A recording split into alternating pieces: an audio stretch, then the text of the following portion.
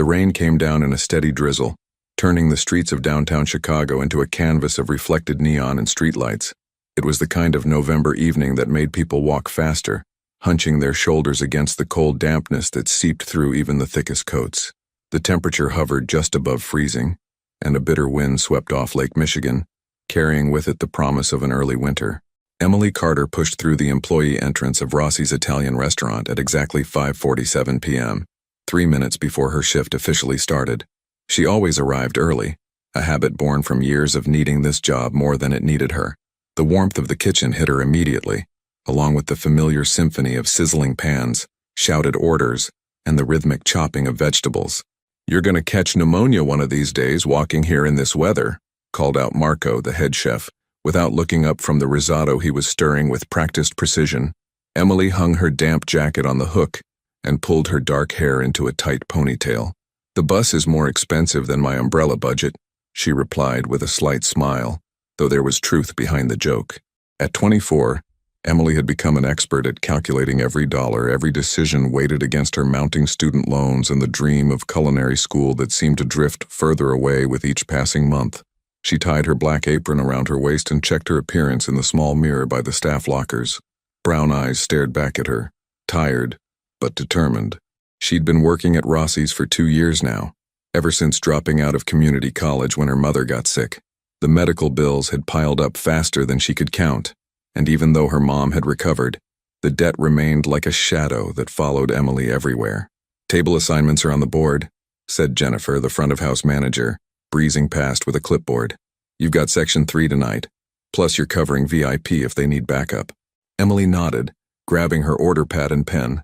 Section 3 was decent, good turnover, usually decent tips. The VIP section was a different animal entirely.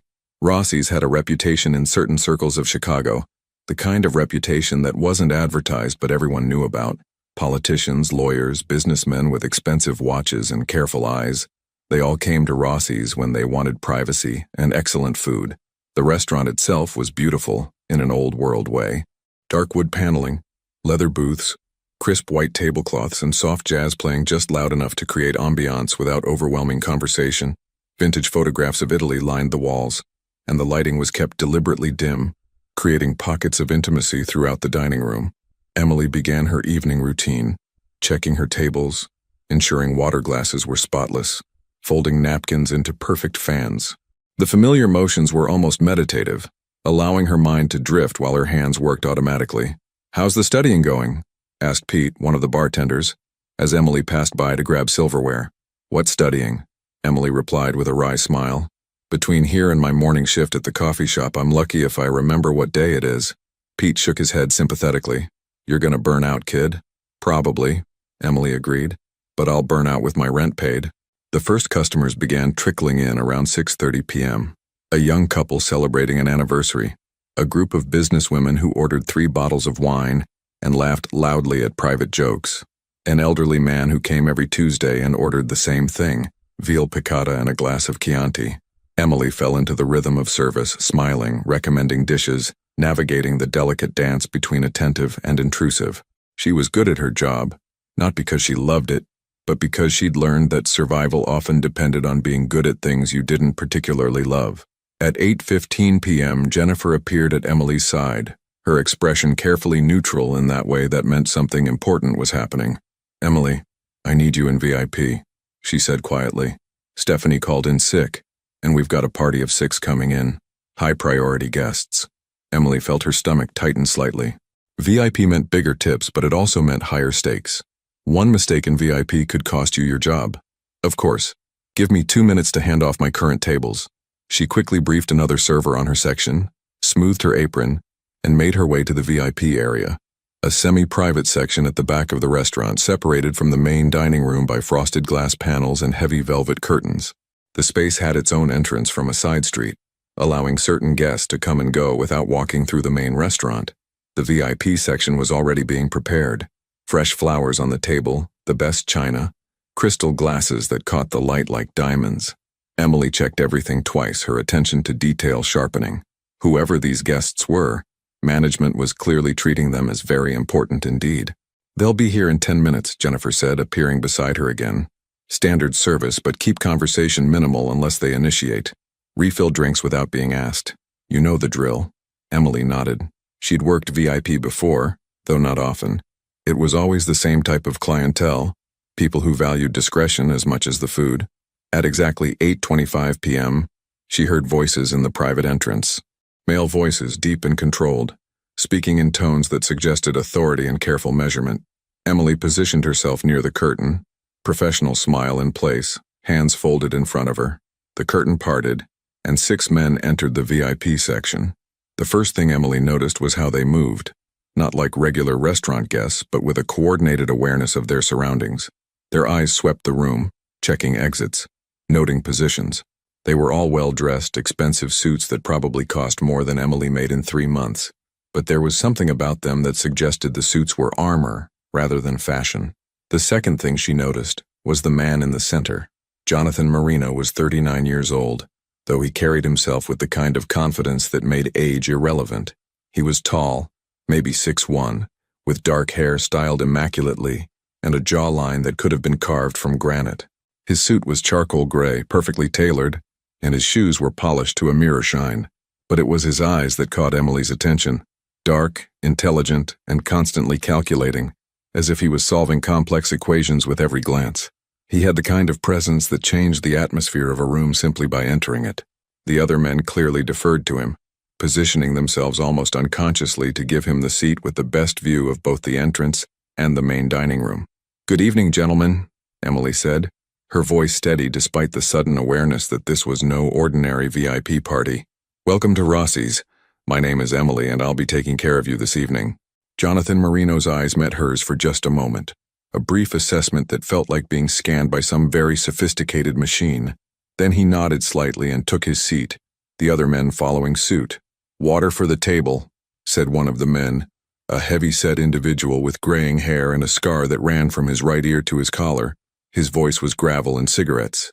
"And the wine list." "Of course," Emily replied, already moving to fulfill the request. Her hands were steady as she poured water, her mind cataloging details without quite knowing why. The way they sat, the way their eyes never stopped moving, the expensive watch on Marino's wrist that probably cost more than her car, if she had a car. She returned with the wine list, presenting it to the gray-haired man who seemed to be acting as intermediary. Up close, she could see he had the kind of weathered face that suggested a long life of hard decisions. "Give us a few minutes with this," he said, not unkindly. "Then we'll order food." Emily nodded and retreated to a respectful distance, positioning herself where she could observe without hovering. From her vantage point, she watched the men converse in low tones, their body language suggesting this was partly business, partly camaraderie. Jonathan Marino listened more than he spoke, but when he did say something, everyone else immediately fell silent to hear him. There was something almost theatrical about it, Emily thought. The careful choreography, the subtle hierarchy, the way information flowed toward Marino and decisions flowed out from him. She'd seen powerful men before, CEOs, politicians, but this was different. This was power without the need to advertise it. 20 minutes passed. Emily took their wine order, a bottle of Barolo that cost $400, and then their food orders. They ordered family style, antipasti, pasta, secondi, the works, the kind of meal that suggested they'd be here for hours. As Emily relayed the orders to the kitchen, Marco raised an eyebrow. "VIP going all out tonight?" "Looks like it," Emily replied, not mentioning the strange undercurrent of tension she'd felt in the room. "Just keep 'em happy," Marco said, turning back to his station. "People like that tip well when they're treated right." Emily returned to VIP, delivering bread and olive oil, refreshing water glasses, bringing the antipasti platter arranged like a work of art. The men ate and talked, their conversation occasionally punctuated by low laughter. Jonathan Marino remained mostly quiet, nursing his wine and watching his companions with those calculating eyes. Emily performed her duties with practiced efficiency, present but not intrusive, attentive but not overbearing. She was good at being invisible when necessary, a skill learned from years of navigating spaces where she didn't quite belong. The evening progressed normally for nearly an hour.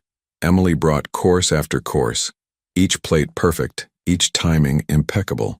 The men seemed pleased. The wine flowed and the atmosphere in the VIP section began to relax slightly.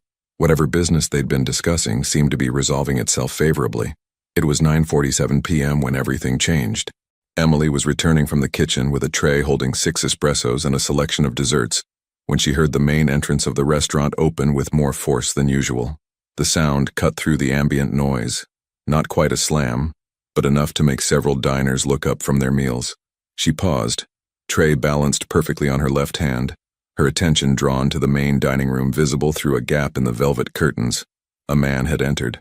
He wore a dark jacket with the hood pulled up, his hands shoved deep in his pockets, and even from a distance Emily could sense something wrong about his posture, his energy. He moved with jerky intensity, his head swiveling as he scanned the restaurant. Jennifer, the manager, approached him with her professional smile. "Good evening, sir. Do you have a reservation?" The man ignored her completely, his gaze still searching the room. Then, with sudden purpose, he turned toward the VIP section. Time seemed to slow down in that strange way it sometimes does when the brain recognizes danger, before the conscious mind catches up. Emily saw the man's hand emerge from his pocket, saw the dark metal object that materialized in his grip, saw his arm coming up and his body turning toward the VIP curtain, toward Jonathan Marino. The word formed in Emily's mind before she could process what it meant. Gun. Her body reacted before her thoughts could organize themselves.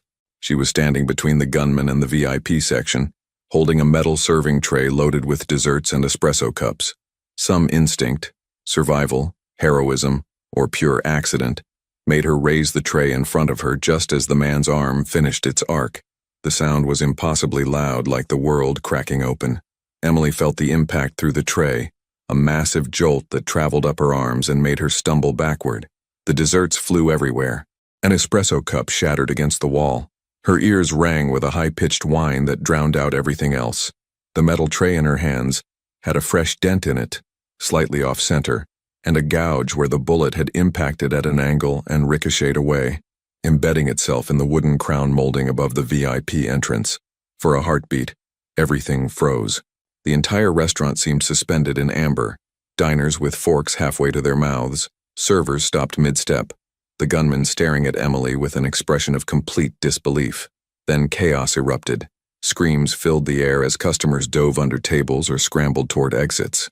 More gunshots rang out, not from the initial attacker but from Marino's men, who had produced weapons from concealed holsters with practiced speed.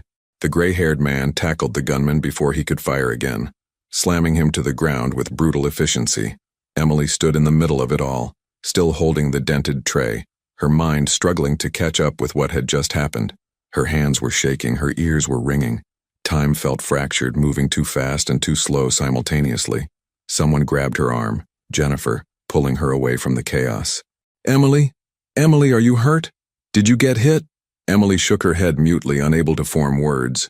She wasn't hurt. The bullet hadn't touched her. It had hit the tray, and the angle had been just right or just wrong for it to deflect away instead of punching through. Through the confusion, she saw Jonathan Marino standing in the VIP section, one hand on the back of his chair for support, staring directly at her. His expression was unlike anything she'd seen before. Shock, calculation, and something else she couldn't quite identify. His men had surrounded him instantly, forming a protective barrier, but he wasn't looking at them or at the subdued gunman on the floor. He was staring at Emily with the intensity of someone who had just witnessed something impossible. The next few minutes were a blur. Police sirens wailed in the distance, growing rapidly closer.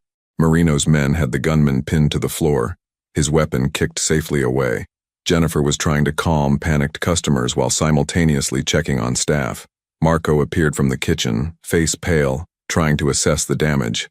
Emily remained frozen, the dented tray still in her hands, her entire body beginning to shake as adrenaline flooded her system. One of Marino's men, the gray-haired one who'd tackled the shooter, approached her. "You okay, miss?" His voice was surprisingly gentle given what she'd just witnessed him do.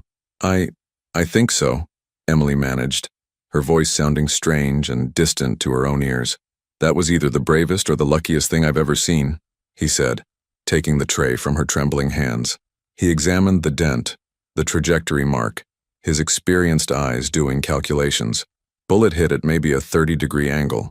If it had been straight on, or if you'd been holding the tray any other way. He didn't finish the sentence. He didn't need to. The police burst through the door, weapons drawn, shouting for everyone to get down. Emily complied automatically, her legs suddenly feeling like water. She sank to her knees, hands visible, her mind still replaying the moment over and over like a stuck video. She'd just deflected a bullet with a serving tray. She'd just saved someone's life. She'd just stepped into something she didn't understand. The restaurant became a crime scene. Yellow tape went up. Detectives arrived. Witnesses were separated and questioned. The gunman, now identified as a 26-year-old man with a record of minor offenses but nothing suggesting this kind of violence, was handcuffed and read his rights while emergency medical technicians checked him for injuries. Emily sat in one of the booths, a shock blanket around her shoulders despite not feeling cold, watching the controlled chaos of a police investigation unfold around her. A detective sat across from her, Detective Sarah Chen, mid-40s, with sharp eyes and a no-nonsense demeanor softened slightly by what might have been sympathy. "Let's go through it one more time, Ms. Carter," Detective Chen said, her pen poised over a notepad. "You were carrying a tray of desserts and coffee when you heard the front door open?" Emily nodded, her voice steadier now though her hand still trembled slightly when she lifted the water glass someone had provided.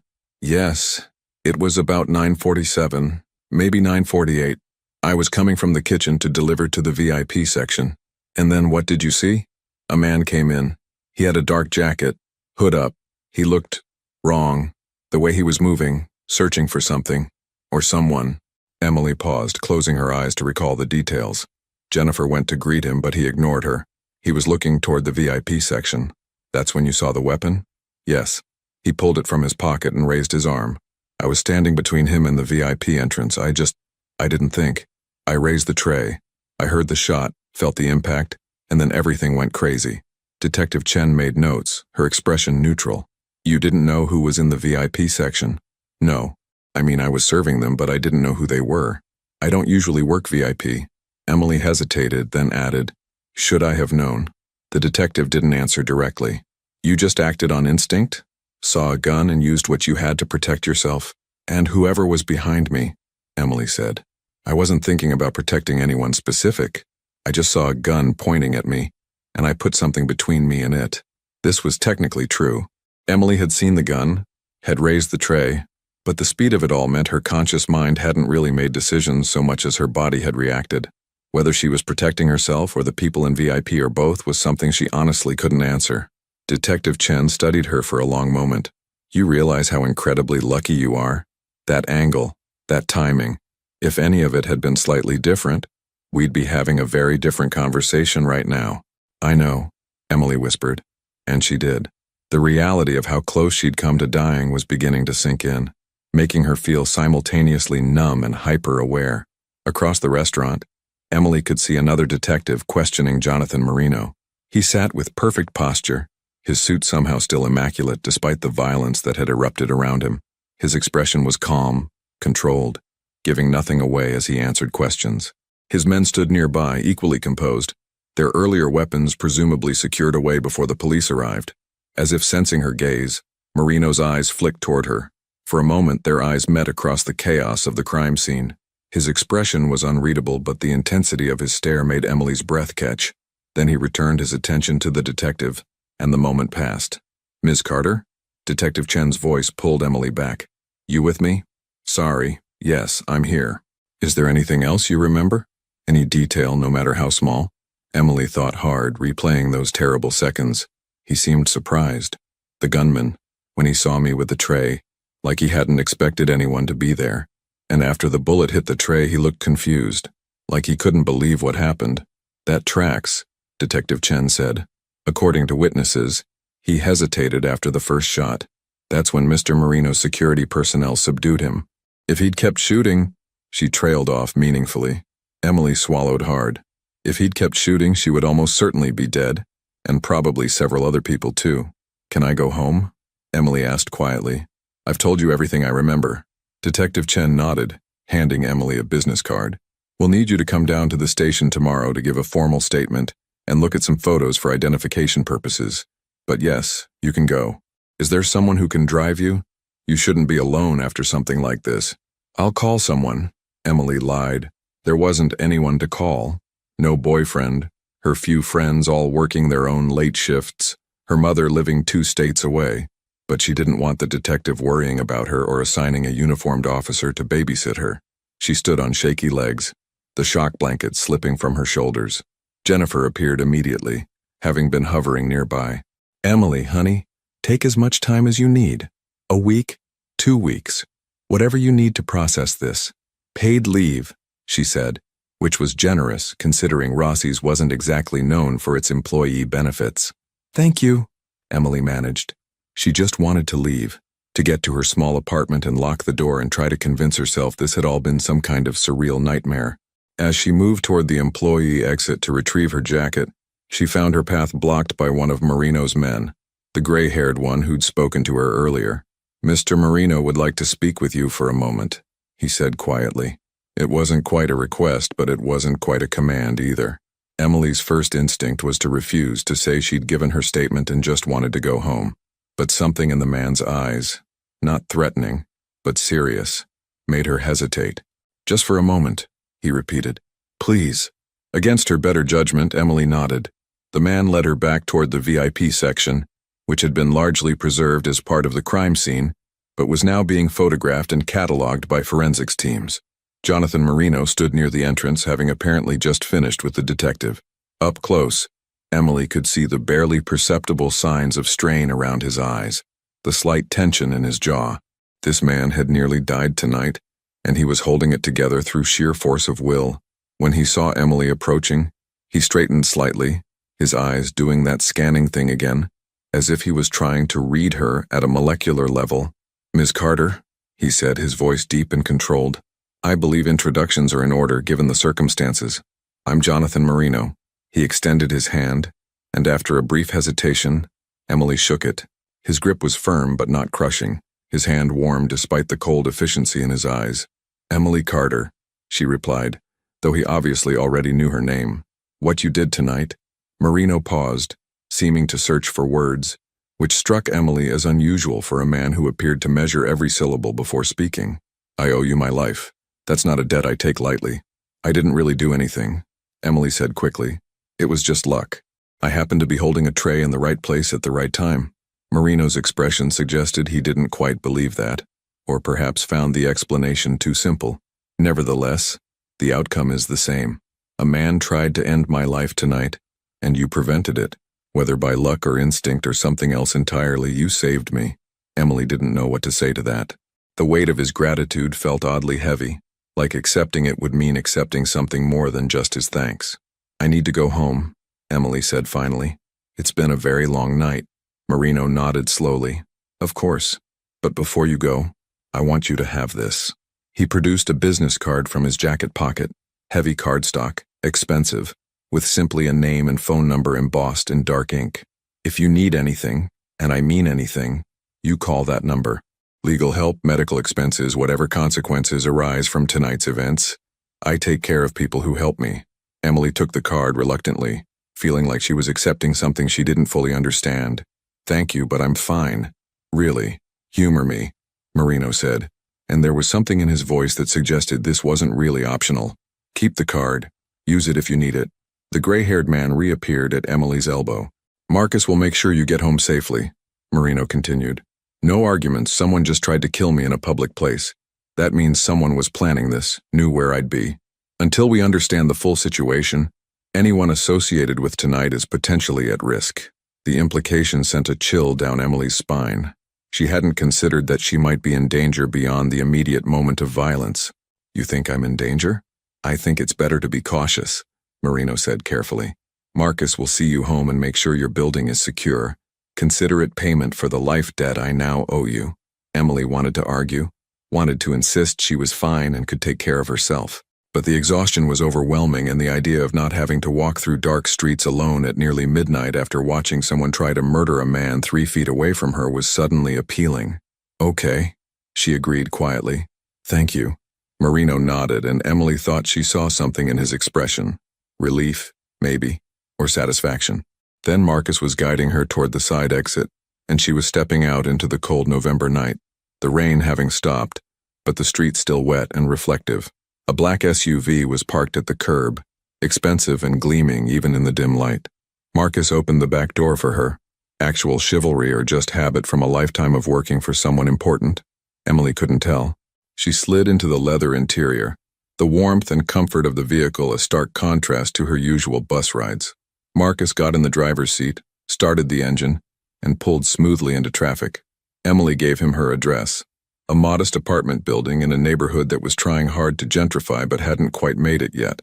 They drove in silence for several minutes, Emily staring out the window at the city passing by, everything looking slightly surreal after the night's events.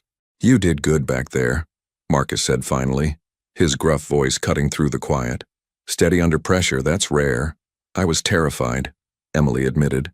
"Being brave and being terrified aren't opposites," Marcus replied. "Brave is being terrified and doing what needs doing anyway. You stepped between a gun and its target. Most people freeze. You moved." Emily didn't feel brave. She felt exhausted and shaky, and like she might cry at any moment. But she appreciated the sentiment. They pulled up in front of her building, a 4-story brick structure with questionable heating and enthusiastic cockroaches, but rent she could afford. Marcus parked and got out, opening her door before she could do it herself. "I'll walk you up," he said. And again, it wasn't really a question. They entered the building. No doorman, no security, just a lobby with mailboxes and stairs that creaked. Emily's apartment was on the 3rd floor, and she was acutely aware of how shabby everything must look to someone who drove luxury SUVs and worked for a man who ordered $400 wine without blinking. She unlocked her door, 2 deadbolts and a chain, installed herself after a break-in 2 years ago, and Marcus did a quick sweep of her small apartment. 1 bedroom, a kitchen barely big enough to turn around in, a living room with second-hand furniture and walls decorated with photographs and postcards from places she'd never been but dreamed of visiting. "Locks are good," Marcus said, returning to the doorway. "Keep them engaged. Don't open for anyone you don't know. You have my number now. It's on the back of Mr. Marino's card. Anything feels wrong, anything at all, you call immediately." "Understood? Understood?" Emily echoed, feeling like she'd somehow enrolled in a program she didn't remember signing up for. Marcus nodded once, a gesture that felt like approval or acknowledgement, and then he was gone, his footsteps receding down the stairs. Emily closed the door, engaged both deadbolts in the chain, and then stood in her tiny apartment, still wearing her work uniform, the events of the evening crashing over her like a delayed tidal wave. She'd nearly died tonight. She'd saved a man's life. She'd deflected a bullet with a serving tray. Emily walked to her kitchen, poured herself a glass of water with shaking hands, and finally allowed herself to feel the full weight of what had happened. The glass slipped from her fingers, shattering on the linoleum floor, and she sank down onto her couch and began to cry, great, gasping sobs that shook her entire body. Tomorrow she'd have to go to the police station.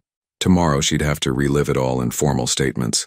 Tomorrow she'd have to figure out what it meant that a man who was clearly more than just a businessman now considered himself in her debt. But tonight, she just cried. Emily didn't sleep. She lay in her bed staring at the ceiling, listening to the familiar sounds of her building, pipes groaning, neighbors' televisions through thin walls, the occasional car passing on the street below. Every time she closed her eyes, she saw the gunman's face, heard the explosive sound of the shot, felt the impact reverberating through the metal tray into her arms. Around 3 a.m., she gave up trying to sleep and made tea, sitting at her small kitchen table in the dark. Jonathan Marino's business card sat in front of her, the embossed lettering catching what little light came through the window from the street lamp outside. Who was he, really? The detective had asked if she knew who was in VIP, as if she should have known. The way his men moved, the way they'd produced weapons and neutralized the threat with professional efficiency, the way Marino himself had commanded the space even in the midst of chaos. None of that was normal businessman behavior. Emily pulled out her phone and, against her better judgment, typed Jonathan Marino Chicago into the search engine. The results were interesting. Several hits for a Marino consulting group, described as a business advisory firm with interests in real estate, restaurants, and import and export. Professional website, corporate photos, all very legitimate looking. Then there were society page mentions, charity galas, business awards, a photograph of Marino in a tuxedo shaking hands with the mayor. But there were also gaps. Conspicuous absences of the kind of detailed personal information that usually littered the internet. No social media presence, no personal interviews. Even his Wikipedia page was surprisingly sparse, listing only basic business ventures and philanthropic activities. And then, buried several pages deep in her search, a mention in a blog about organized crime in Chicago. Quickly deleted content, only cached copies remaining. The post suggested connections between various business entities and old family names that went back generations in the city's less legal enterprises. Emily closed her browser, her tea suddenly tasting bitter in her mouth. She'd saved the life of someone who might be, probably was, involved in exactly the kind of world she'd spent her entire life avoiding. She should forget about it. Give her statement to the police, accept whatever therapy the city offered to trauma victims, and go back to her normal life. Serving tables, saving pennies, dreaming of culinary school. But even as she thought it, Emily knew normal was no longer an option. The gunman had tried to kill Marino in a public place, which meant someone wanted him dead badly enough to risk massive collateral damage, and she was now associated with him in the mind of whoever that someone was. The thought made her apartment, which had always felt safe despite its shabby edges, suddenly feel very vulnerable. The locks Marcus had approved seemed inadequate. The darkness outside her windows felt threatening rather than peaceful. She was still sitting at her kitchen table when her phone buzzed around 6:30 a.m., startling her badly enough that she nearly knocked over her cold tea. Unknown number. Her thumb hovered over the decline button. Then, remembering Marcus's instructions to call if anything felt wrong, she answered. "Hello? Ms. Carter. It's Jonathan Marino." His voice was unmistakable, even filtered through phone speakers. Deep, controlled, precise. Emily sat up straighter automatically, as if he could see her through the connection. "Mr. Marino, is everything all right?" It seemed like an absurd question given the circumstances, but it was 6:30 in the morning. "I apologize for the early call. I wanted to check that you made it home safely and that you're managing." There was something in his tone that suggested this wasn't just politeness. He was actually asking, actually concerned in a way that seemed genuine despite barely knowing her. "I'm okay," Emily lied. "Couldn't sleep, but I'm okay." A pause on the other end. "I imagine sleep is difficult after what you experienced. Have you considered speaking with someone? I can arrange for a professional, someone with experience in trauma counseling." "The police mentioned resources," Emily said, not wanting to accept more from this man she didn't understand. "Police resources are often understaffed and overwhelmed," Marino replied. "I'm offering something better, private, confidential, effective, no cost to you." "Why are you doing this?" Emily asked before she could stop herself. "I mean, I understand gratitude, but this seems like more than that." Another pause, longer this time. When Marino spoke again, his voice had a different quality, less formal, more honest. "Because what happened last night was my fault, not the attempt on my life. I've made enemies. That comes with territory. But you were there because I chose to eat at Rossi's. You nearly died because of decisions I made, a life I lead. The least I can do is ensure you have support dealing with the consequences." There was something almost vulnerable in the admission, a crack in the controlled facade. Emily found herself responding to it despite her caution. "I appreciate that," she said quietly. "But I'm not sure I'm ready to accept help from someone I don't know. No offense." "None taken. It's a reasonable position." A slight pause. "Ms. Carter, I'm going to be direct because I think you deserve that. The man who tried to kill me last night will be questioned, but he's unlikely to provide useful information. People who attempt this kind of thing rarely work alone, and they're even more rarely the primary decision maker. Which means whoever wanted me dead is still out there, and they may view you as a loose end, or a witness who needs to be silenced." Emily's blood ran cold. She thought of this in abstract terms, but hearing it stated so baldly made it terrifyingly real. "The police," she started, "will do their best with limited resources," Marino continued, "but I can offer more comprehensive protection. I'm not asking you to trust me, but I am asking you to be pragmatic. You saved my life. Let me help keep you safe while this situation resolves itself." Emily's hand tightened on her phone. Every instinct screamed that getting more involved with Jonathan Marino was a terrible idea, but he was right about one thing. She was pragmatic. She'd had to be, and pretending she wasn't potentially in danger wouldn't make that danger disappear. "What kind of protection?" she asked carefully. "First, we need to talk. In person, in a secure location. There are things you need to understand about what happened and what might happen next. Marcus can pick you up at 10 a.m., bring you to my office. We'll talk. I'll answer your questions honestly, and then you can decide what level of precaution you're comfortable with. No pressure, no obligation. Just information and options." Emily looked at the clock. 6:42 a.m. 3 hours to decide whether to step further into this world or try to step back. Ms. Carter? Marino's voice pulled her back to the conversation. I'll think about it, Emily said. Can I call you back? Of course, you have my card. Right, I'll let you know. Thank you. And Ms. Carter, be careful today. Don't deviate from your usual routine. Don't speak to anyone about last night beyond what the police need, and if anything at all feels wrong, call Marcus immediately. His number is on the back of my card. I will. They ended the call and Emily sat in her apartment as dawn light began filtering through her windows, turning everything gray and uncertain. Her phone showed 6:45 a.m. At 10 a.m. a car would arrive, or wouldn't, depending on what she decided. She looked at Marino's card again, at the embossed numbers that represented a choice. Stay in her small, safe world and hope the danger passed her by, or step into the unknown with a man who might be criminal, might be dangerous, but who had just offered her something no one else could. Honest information and real protection. Emily picked up her phone and typed a single message to the number on the card. I'll be ready at 10. The response came back almost immediately. Smart choice. See you then. As the sun rose over Chicago, Emily Carter stood at her window, watching the city wake up, and wondered what she'd just agreed to. Behind her on the kitchen table, the dented serving tray from Rossi's sat like a monument to the moment her life had changed. She'd deflected a bullet last night. But the question now was, what had she deflected herself into? Emily stood at her bathroom mirror at 8:30 a.m., studying the dark circles beneath her eyes. She hadn't slept. Every time she closed her eyes, she saw the gunman's face, heard the explosive crack of the bullet hitting the metal tray. Her phone buzzed with a text from an unknown number. Black SUV outside your building. Take your time. Marcus. She dressed in her most professional outfit, black slacks and a cream blouse, and grabbed her jacket. At the door she paused, hand on the knob, giving herself one last chance to change her mind. But Marino's words echoed in her head. Whoever wanted me dead is still out there. She opened the door and headed downstairs. Marcus was waiting by the same black SUV from last night. Sleep at all? Not really, Emily admitted as he opened the door. I've had worse nights, Marcus replied, which wasn't really an answer. They drove toward downtown Chicago, the neighborhoods transforming from modest apartments to gleaming corporate towers. Marcus navigated with practiced efficiency, finally pulling into the underground garage of a sleek glass building. He led her to a private elevator that climbed to the 35th floor.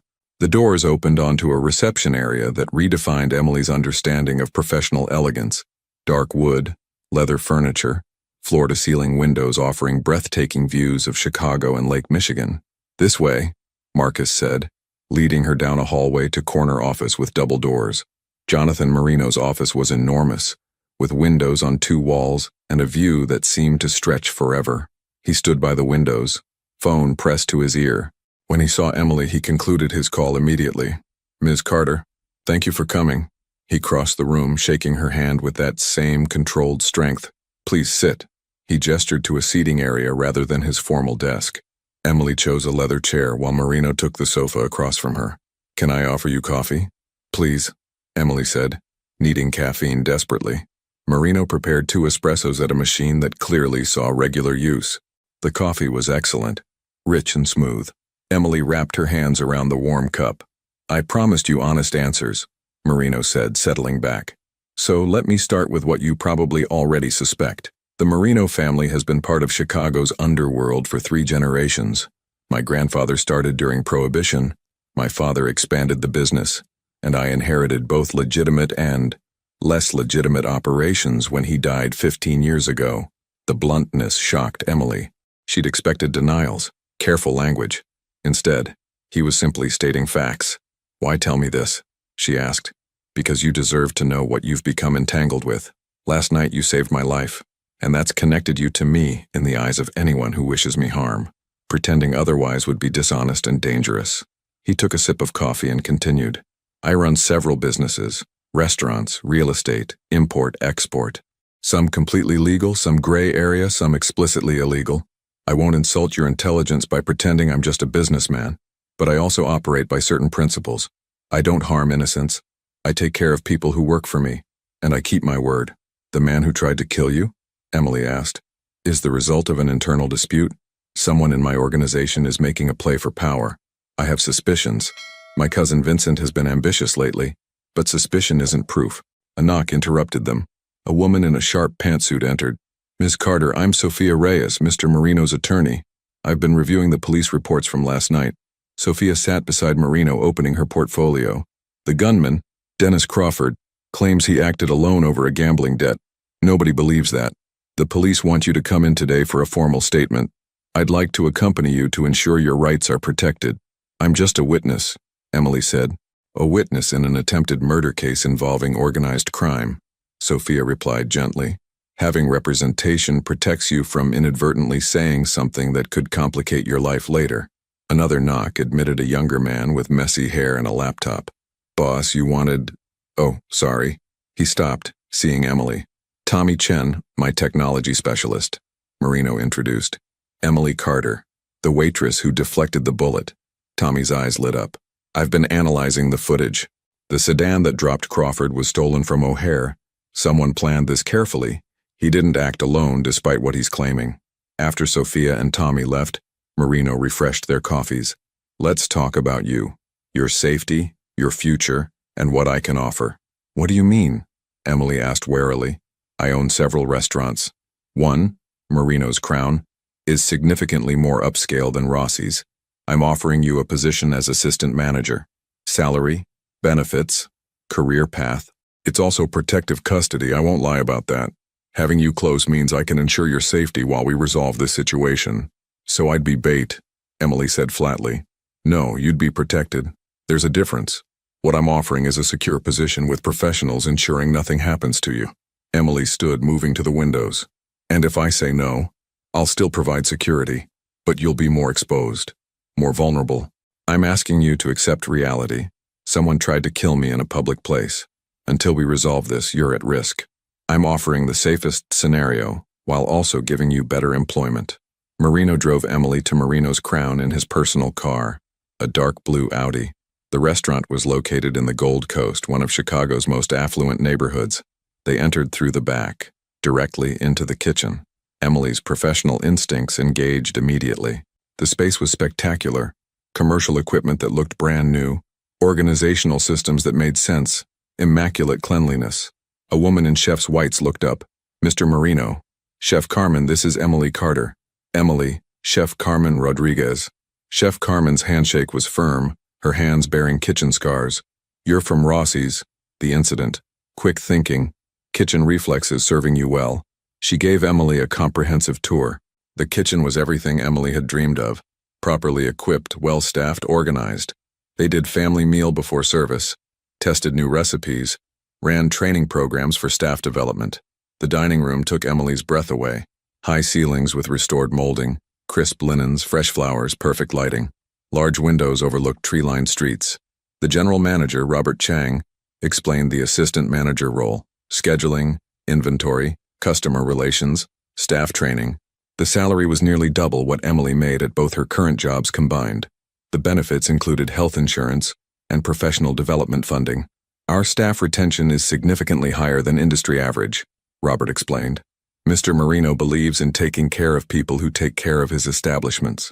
Emily looked around the beautiful space, thought about the professional kitchen, the organized systems. It was an incredible opportunity. But it came with strings attached to a world where violence was sometimes necessary. It's impressive, Emily said honestly. I need time to process this. Of course, Marino said. We should get you to the police station. Sophia will be waiting. The police station was institutional beige walls and fluorescent lights. Detective Chen met them in her small office, looking tired from working through the night. Ms. Carter, thank you for coming. I need you to walk me through the events again, as detailed as possible. The interview lasted 90 minutes. Chen asked about every detail: Emily's shift, the VIP party's arrival, the gunman's entrance, the exact sequence of events. When you raised the tray, Chen asked, were you protecting yourself or the VIP section?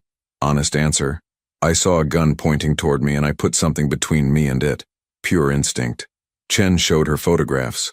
Emily recognized some of Marino's men, but not Vincent Marino, who Chen said was a person of interest. Finally, Chen sat back. Ms. Carter, I'm going to be direct. Jonathan Marino is a person of significant interest to law enforcement. By accepting his protection and employment, you're entering a world that could complicate your life in ways you might not anticipate. I just want you to understand that before you make choices that might be hard to reverse. I understand, Emily said. Thank you. In the car afterward, Marino spoke quietly. I need a decision. The job offer stands. The protection stands. But I need to know if you're in or if we're finding another arrangement. Emily looked out at Chicago passing by. Her city, familiar streets, a life that had been simple if difficult. Accepting meant stepping away from that simplicity, but it also meant survival, security, a chance at a real career. I'll do it, Emily said quietly. I'll take the job at Marino's Crown. She felt Marino's relief. Thank you. You won't regret this. I hope not, Emily replied. They drove to her apartment to collect belongings. Marino suggested she stay in a secure hotel for a few nights.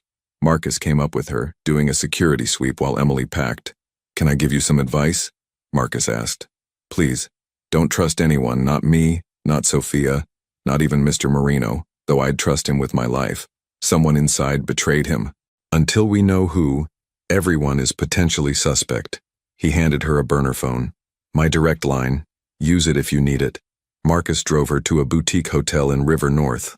Her suite was more spacious than her entire apartment with breathtaking views. Security is on this floor, Marcus explained. You're safe here. After he left, Emily stood at the window, trying to process everything. 24 hours ago, she'd been a struggling waitress. Now she was under protection of someone who admitted to running criminal operations. Her regular phone buzzed. Unknown number. Emily Carter? A male voice, unfamiliar. Who is this? Someone who knows you made a mistake last night. Walking into Jonathan Marino's world is going to get you killed. Get out while you still can. The line went dead. Emily stood frozen, heart hammering. She grabbed the burner phone and called Marcus. He answered immediately. What's wrong? I just got a call. Someone telling me staying with Marino would get me killed. Read me the number. After a moment. Burner phone. Untraceable. I'm sending someone to your room. Don't open for anyone except someone who says, Marcus sent me for Ms. Carter. Understand? Understood. Emily moved away from the windows, feeling exposed. Someone had found her number within hours of accepting Marino's protection. Marcus's words echoed. Don't trust anyone. A knock at the door. Ms. Carter? Marcus sent me. Emily checked the peephole. A man in a dark suit, professional bearing. I'm okay, she called. I'll be stationed in the hallway. You're safe here. Safe, Emily thought. In Marino's world, safety might be temporary rather than permanent. She returned to the window, watching city lights emerge as afternoon became evening. Someone out there was watching, waiting, planning. Emily just hoped she'd survive long enough to figure out who. Emily's first day at Marino's Crown began at 3:00 p.m. on a cold Tuesday afternoon. She'd spent the previous 3 days in the hotel suite, giving her statement to police, fielding calls from her former employers, and trying to adjust to the surreal reality of her new circumstances. The threatening phone call hadn't repeated itself, but its echo lingered in her mind like a persistent shadow. Marcus picked her up at 2:30, driving her through downtown traffic in comfortable silence. Emily had learned that Marcus wasn't much for small talk, which she appreciated. Her nerves were already stretched thin without having to maintain polite conversation. The restaurant looked different in afternoon light. Still elegant, but less intimidating somehow. Robert Chang met her at the door, his professional smile warm and genuine. Emily, welcome. Let's get you oriented before the chaos of dinner service begins. The next 2 hours were a whirlwind of information. Robert walked her through the reservation system, the seating charts, the detailed profiles they kept on regular customers, dietary restrictions, preferred tables, anniversary dates, even which staff members they got along with best. Attention to detail is what separates good restaurants from exceptional ones, Robert explained as they reviewed the evening's reservations on his computer. Mrs. Davidson always sits at table 12 by the window. Senator Brennan prefers the private booth in the back. The Chungs celebrate their anniversary on the 15th of every month and always order the tasting menu. Emily absorbed it all, her mind cataloging the information with the same efficiency she'd developed working multiple jobs. The organizational systems made sense. The staff seemed competent and content, and the operation ran with the precision of a well-conducted orchestra. Chef Carmen appeared from the kitchen, wiping her hands on her apron. Emily, you'll join us for family meal. It's tradition. Everyone eats together before service. The staff dining area filled with employees, servers, kitchen staff, bartenders, hosts. They gathered around a long table laden with food that Chef Carmen had prepared specifically for this meal. It wasn't fancy, just good, honest cooking. Roasted chicken, seasoned vegetables, fresh bread, a simple salad. Emily found herself seated between a server named Michelle, who'd been working at Marino's Crown for 3 years, and a sous chef named David, who had ambitions of opening his own place someday. "So you're the woman from the news," Michelle said, not unkindly. "The Rossi's incident." Emily tensed slightly. "That's me. Must have been terrifying," David added, passing her the breadbasket. "But also kind of incredible. Deflecting a bullet with a tray? That's movie-level stuff." "It was just reflex," Emily said, uncomfortable with the attention. "Wrong place, right time.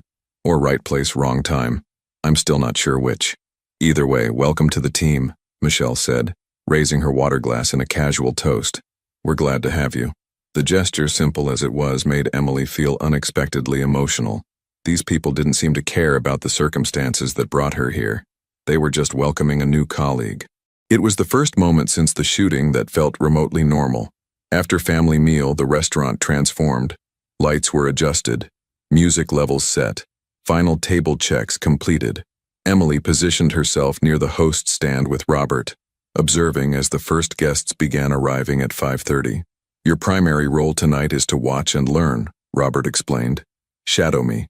See how we handle different situations. Get a feel for the rhythm of service. Tomorrow you'll start taking on more responsibilities." Emily watched as Robert orchestrated the evening with practiced grace. He greeted regulars by name, smoothly managed a couple who arrived without reservations, discreetly handled a complaint about wine temperature, and coordinated with the kitchen on timing for a large party's courses. It was impressive, the way he made it all look effortless when Emily could see the dozens of small decisions and adjustments happening constantly. This was management at a level she'd never experienced, not just reacting to problems, but anticipating them and preventing them before they materialized. Around 7:30 p.m., Jonathan Marino arrived. Emily hadn't expected to see him. He wasn't on the reservation list, but he entered through a private side door accompanied by 2 men Emily recognized from the VIP section at Rossi's. He wore a charcoal suit, his presence commanding attention without demanding it. His eyes found Emily immediately, and he offered a slight nod of acknowledgement before Robert hurried over to greet him. "Mr. Marino, we weren't expecting you tonight. Your usual table? Please. And Robert, I'd like Emily to handle our service this evening if she's comfortable with that." Robert glanced at Emily questioningly. She nodded, despite her nerves. "Of course." Marino's usual table was in a semi-private corner with good sight lines to both entrances and the main dining room, strategic positioning that Emily was beginning to recognize as habitual for him.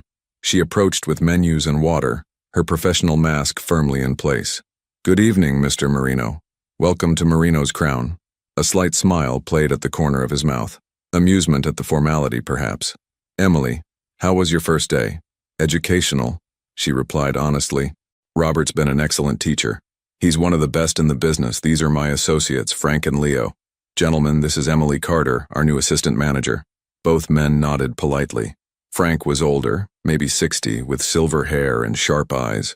Leo was younger, built like someone who spent serious time in the gym, with a scar along his jawline that suggested his past had included physical confrontation.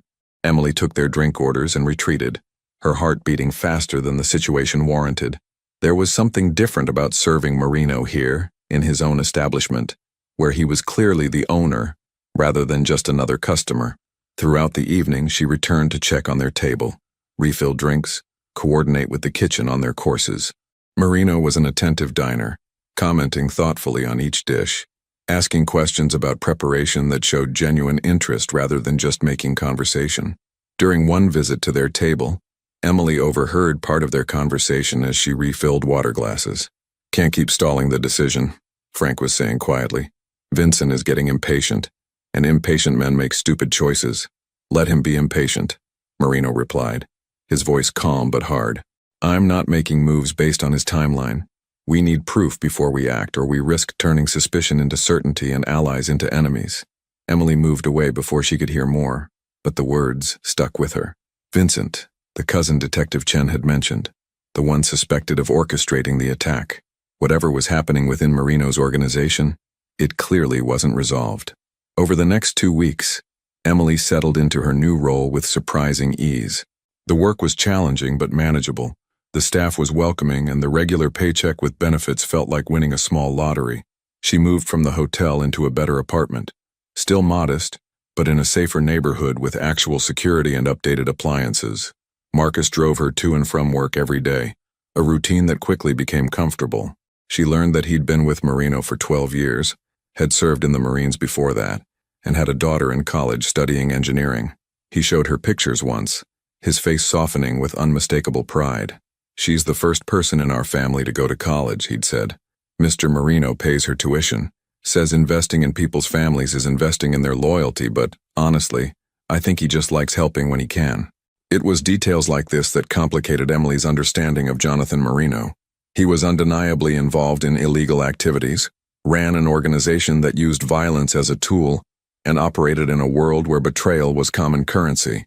But he also paid for his security chief's daughter's education, ensured his restaurant staff had excellent benefits, and treated everyone from the dishwasher to the general manager with the same respectful courtesy. Marino himself began visiting the restaurant regularly, 2 or 3 times a week, usually for late dinners after what Emily assumed were business meetings. He always requested service from whoever was working, not specifically Emily, though they often ended up talking when she managed his table.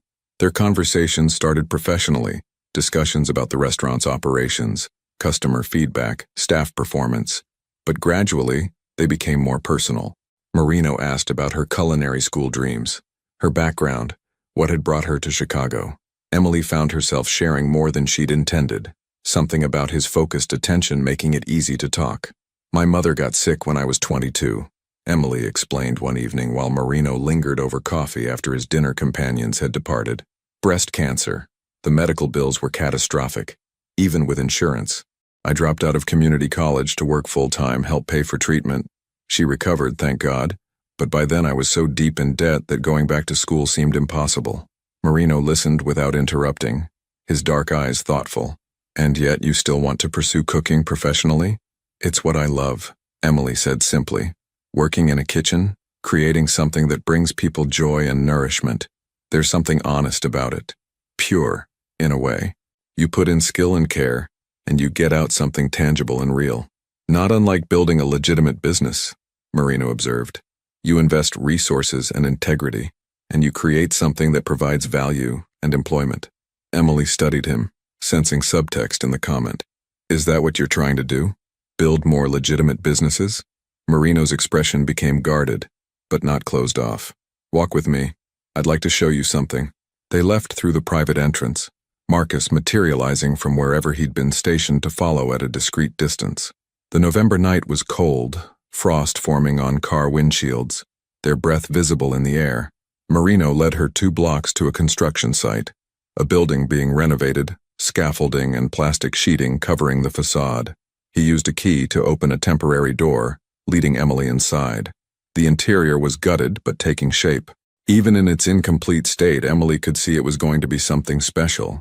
High ceilings, an open floor plan, industrial details being preserved and integrated with modern elements. "This will be a culinary training center," Marino explained, his voice echoing slightly in the empty space. "Professional-grade kitchens, classrooms, equipment that aspiring chefs can't typically afford to train on. We'll offer programs for people who want to enter the industry but don't have the resources for traditional culinary schools. Scholarships for those who need them, job placement assistance, connections to restaurants looking for trained staff." Emily stared at him, surprised. "You're building a culinary school?" "A training center," Marino corrected. "Not accredited for degrees, but focused on practical skills and employment opportunities. There are talented people in this city who'll never get a chance because they can't afford $50,000 for culinary school. This creates another path." "Why?" Emily asked. "I mean, it's wonderful, but why invest in this?" Marino was quiet for a moment, running his hand along an exposed brick wall. "My grandfather used to say that a man who only takes from his community is a parasite, but a man who gives back becomes part of its foundation. I've taken plenty, Emily. From this city, from the people in it. Some of that taking was necessary, some was justifiable, and some I'm not proud of. This is giving back. building something clean that helps people create better futures. There was unexpected vulnerability in his voice, a crack in his usual controlled facade. Emily saw something in that moment, not just the criminal organization boss or the successful businessman, but a man genuinely trying to balance the scales of his own life. "When does it open?" she asked. 6 months if construction stays on schedule. "I'm hoping you might be interested in helping develop the curriculum. Your background, your experience in both fine dining and everyday kitchens, that practical knowledge is exactly what we need." Emily felt tears prick her eyes unexpectedly. "You want me to help build a culinary training program? I want you to help create opportunities for people like you," Marino said simply. "People who have the talent and drive but not the financial resources. Will you think about it?" "Yes," Emily said immediately. "Yes, I'll think about it. Thank you." As they walked back to the restaurant, Emily felt something shift in her understanding of Jonathan Marino. He was still all the things she knew him to be: dangerous, connected to violence, operating outside the law. But he was also this: someone trying to create something positive, someone who saw the value in helping people who reminded him of himself or his family's origins. It didn't excuse the criminal activities, but it complicated the picture in ways that made him harder to categorize as simply good or bad. 3 weeks after Emily started at Marino's Crown, Marino asked her to accompany him to a charity fundraiser. "It's for children's literacy programs," he explained over coffee at the restaurant. "I'm one of the sponsors. These events are partially business, networking, maintaining relationships, but the cause is genuine. I thought you might enjoy it. And frankly, I could use someone there who I can actually have real conversations with." Emily hesitated. Attending a charity gala with Jonathan Marino felt like crossing another line, moving from employee to something else entirely. But the cause was good, and she found herself curious about this aspect of his life. "I don't have anything to wear to that kind of event," she admitted. "That's handled," Marino said, and the next day a dress arrived at her apartment, elegant but not ostentatious, charcoal silk with a flattering cut, accompanied by shoes and a simple necklace. The card read simply, "Looking forward to the evening. J.M." The gala was held at one of Chicago's historic hotels. The grand ballroom transformed into an elegant space with round tables, floral centerpieces, and a stage for speeches and presentations. Emily felt out of her depth immediately. Everyone was dressed expensively, spoke with casual confidence, and seemed to know each other through various business and social connections. Marino appeared at her side as she entered, offering his arm with old-fashioned courtesy. He wore a tuxedo that fit him perfectly, and Emily noticed several women glancing his direction with obvious interest. "You look beautiful," he said quietly, and the sincerity in his voice made Emily flush slightly. "Thank you. So do you. Look good, I mean. Not beautiful. Well, maybe beautiful. This isn't going well." Marino's rare smile appeared, genuine amusement lighting his usually serious eyes. "I understood the compliment. Thank you." They made their way through the crowd, Marino introducing Emily to various people: business owners, politicians, other philanthropists. He introduced her as Emily Carter, the assistant manager of Marino's Crown and a talented chef in her own right, which was generous given her actual credentials. Emily found herself relaxing as the evening progressed. Marino was attentive without being possessive, included her in conversations, and seemed genuinely interested in her opinions when people discussed restaurant trends or culinary education.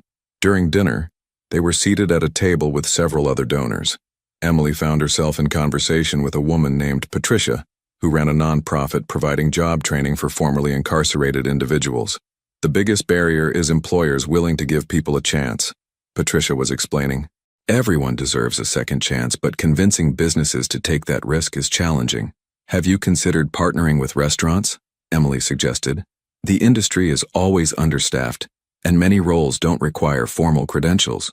If you could provide basic training and vouch for candidates' reliability, I think you'd find interested employers." Patricia's eyes lit up. "That's exactly the kind of partnership I've been trying to develop." "Do you know restaurants that might be interested?" Emily glanced at Marino, who nodded slightly. "Marino's Crown might be open to discussing it, and we're opening a culinary training center next year. There might be opportunities for collaboration there." The conversation continued, plans and possibilities emerging organically. Emily felt energized in a way she hadn't in years, talking about meaningful work that could actually help people. After dinner, speeches began from the stage, representatives from the literacy programs describing their work, Success stories from children who'd learned to read through the program, funding goals and achievements. It was genuinely moving, and Emily found herself glad she'd come. During a break between speeches, Marino leaned close to murmur, "I need to speak with someone briefly. Business that can't wait. Will you be all right for a few minutes?" "Of course," Emily replied. Marino stood, buttoning his jacket, and moved toward the exit with Marcus shadowing him. Emily sipped her wine, watching the crowd, feeling surprisingly comfortable despite the unfamiliar environment. Then she saw him, a man in a server's uniform, moving through the ballroom with purpose rather than the casual efficiency of normal service staff. His eyes were locked on the exit Marino had just taken, and his hand was reaching inside his jacket in a way that made Emily's blood run cold. She didn't think. She moved. Emily stood quickly, intercepting the man's path, deliberately bumping into him hard enough to make him stumble. "Oh my God, I'm so sorry. Are you okay? I'm so clumsy." The man's eyes met hers, and she saw recognition flicker, not of her specifically, but of the interference. His hand withdrew from his jacket empty, and he forced a professional smile. "No problem, miss. My fault entirely." He moved away quickly, but not toward the exit anymore. Emily's heart hammered. She'd just stopped something, she was sure of it, though she had no concrete proof. Where was security? Where was Marcus? She scanned the ballroom urgently and spotted one of Marcus's team members near the bar. Emily made her way over, trying to look casual despite her racing pulse. The server who just left heading toward the kitchen, dark hair, scar on his left hand. He was going for a weapon when he saw Mr. Marino leave. The security man's expression sharpened. "You're certain? Certain enough to risk being wrong?" He spoke quietly into a concealed radio, then nodded to Emily. "Stay here. Don't move." The next 10 minutes were tense. Emily saw security personnel moving discreetly, saw the suspicious server being quietly escorted out a side door.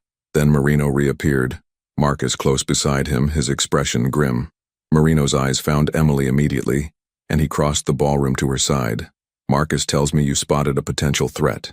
I saw someone reaching for something inside his jacket while watching you leave. It could have been nothing, but it wasn't nothing," Marino said quietly.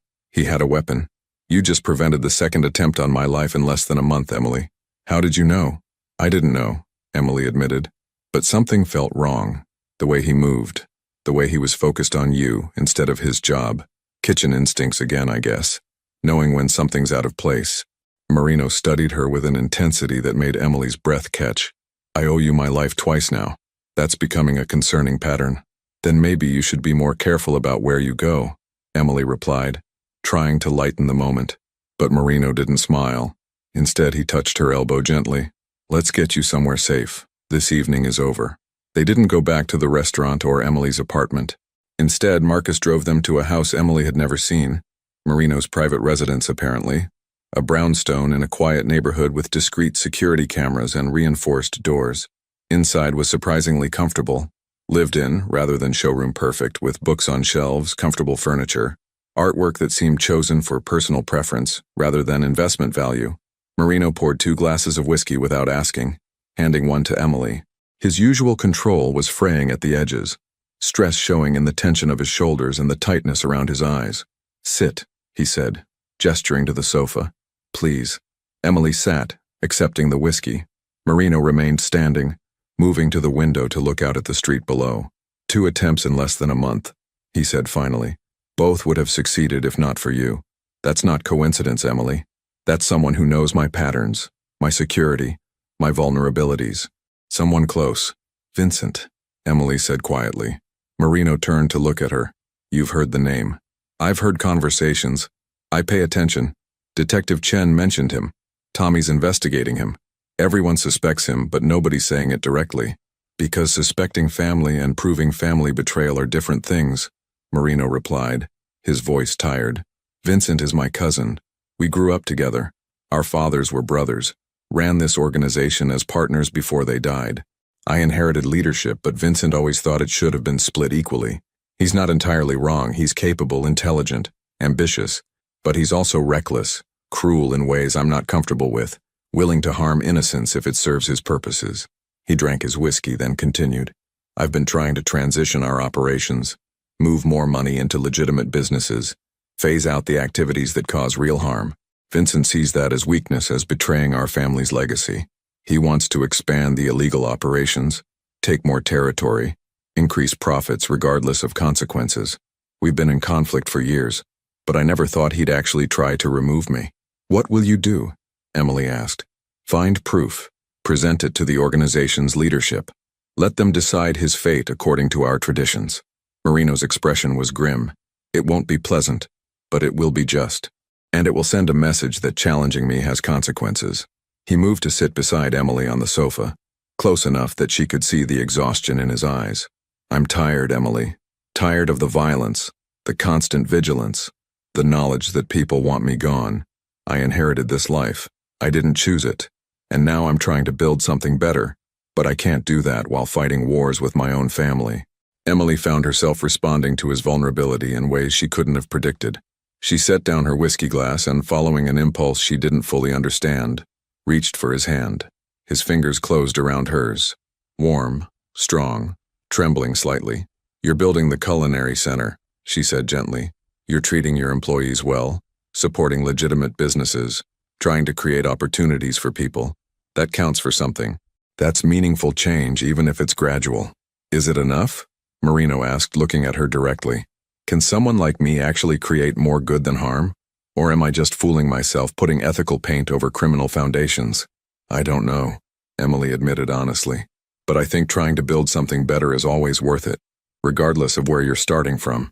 And I think the people whose lives you're improving, your employees, the students who'll attend the training center, people like Patricia's clients, they won't care about your past as much as your present actions. Marino's thumb brushed across her knuckles, a gesture so gentle it made Emily's heart ache unexpectedly. You make me want to be better than I am.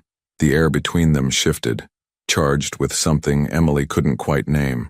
She was acutely aware of his proximity, the warmth of his hand in hers, the vulnerability in his eyes that she suspected few people ever saw. Jonathan, she said softly, using his first name for the first time. The moment stretched, full of possibility and danger in equal measure. Then Marino's phone buzzed, shattering the intimacy. He pulled it out, read the message, and his expression hardened. Tommy found something. Evidence on Vincent's communications. He's been planning this for months. Marino stood, his professional mask sliding back into place. I need to deal with this. Marcus will take you home. I'm sorry. Tonight was supposed to be a pleasant evening, not another crisis. It's okay, Emily said, standing as well. Do what you need to do, just be careful. I will. And Emily, thank you. For tonight, for the conversation, for, he paused, seeming to search for words, for seeing me as more than just what I do. Emily wanted to say more, wanted to acknowledge the connection that seemed to be forming between them despite all the reasons it was complicated and probably unwise. But Marcus appeared in the doorway, and the moment passed. The next evening, Emily was closing Marino's crown. It was nearly midnight and most of the staff had already left. She was doing final checks, ensuring the kitchen was properly secured, the safe was locked, the security system armed. Robert had left an hour earlier, trusting Emily to handle the closing procedures. She'd proven herself capable over the past weeks, and the responsibility felt good, like she was finally building the career she'd always wanted. She was in the office, reviewing tomorrow's reservations on the computer, when she heard the back door open. That was odd. Everyone should have left already, and the door should have been locked. Emily stood, moving toward the hallway. Hello? Robert, did you forget something? No response, but she could hear footsteps. Multiple people, moving with purpose rather than casual entry. Her instincts screamed danger. Emily reached for her phone, but before she could dial, 3 men rounded the corner. She recognized one from the charity gala, not the server she'd stopped, but another face she'd seen in the crowd. The others were strangers, but their intent was clear in their expressions.